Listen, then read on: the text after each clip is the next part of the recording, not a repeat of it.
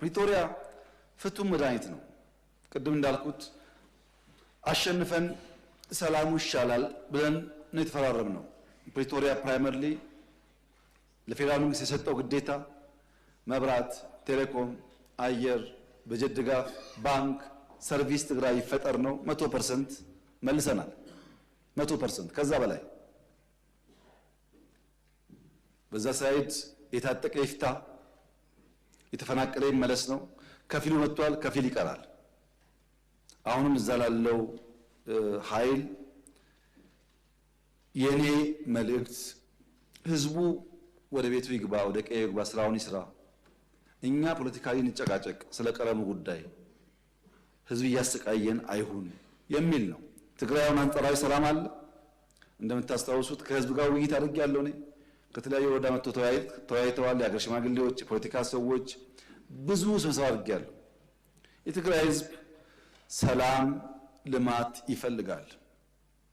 የትግራይ ህዝብ አሁን ካለበት ውጥንቅጥና አረንቋ የሚያወጣው እንደ ሌሎች አካባቢዎች ራሱ ተግቶ ለፍቶ መልማት ይፈልጋል። የትግራይ ህዝብ ከሌሎች ወንድም ኢትዮጵያውያን ጋር በሰላም መኖር ይፈልጋል። ታዲያ ችግሩ ምንድነው ያላችሁ እንደሆነ ይሄ ስልጡን ፖለቲካ የሚያቅ የታገለ ያታገለ ህዝብ መድረክ እንጂ ተዋናይ መሆን አልቻለም። በፖለቲካ አውድ ውስጥ መድረክ እንጂ ተዋናይ መሆን አልቻለም። መድረክ ይጫወቱበታል እንጂ አይጫወትም። የትግራይ ህዝብ ከመድረክነት ወጥቶ የፖለቲካ ተዋናይ ለመሆን ራሱን በአዲስ ቲንኪንግ መቃኘት አለበት። ሁል ጊዜ በአንድ አይነት አስተሳሰብ የምንቆይ ከሆነ ብዙ ነገር ሉዝ እናደርጋለን። ድሮ አባባል ነው፣ አሁን ግን ይታያል እኮ። መቀሌ ባለፉት ለ3 ዓመታት እንደ አዲስ አበባ፣ እንደ ባህር ዳር፣ እንደ ድሬዳዋ፣ እንደ ጅጅጋ ተሰርታ ቢሆን ምን እንደምታስቡት? ሁሉም እኩል ገቢ ያለው፣ እኩል ድጋፍ አለው። ሐሳብ ከሌለ ግን ጊዜ ካልሰጠን ግን ልማት አይሰራም። እና የትግራይ ህዝብ በቀጣይነት የፖለቲካ መድረክ ሳይሆን ተዋናይ እንዲሆን መደገፍ ያለበት ይመስለኛል። በትግራይ ውስጥ ከአንድ በላይ የፖለቲካ ፓርቲዎች አሉ። 5፣ 6፣ 10 ፓርቲዎች አሉ። ችግር የሆነው አብዛኛዎቹ የትግራይ ፖለቲካ ፓርቲዎች ያሉበትን ደረጃ ማሻሻል አልቻሉም።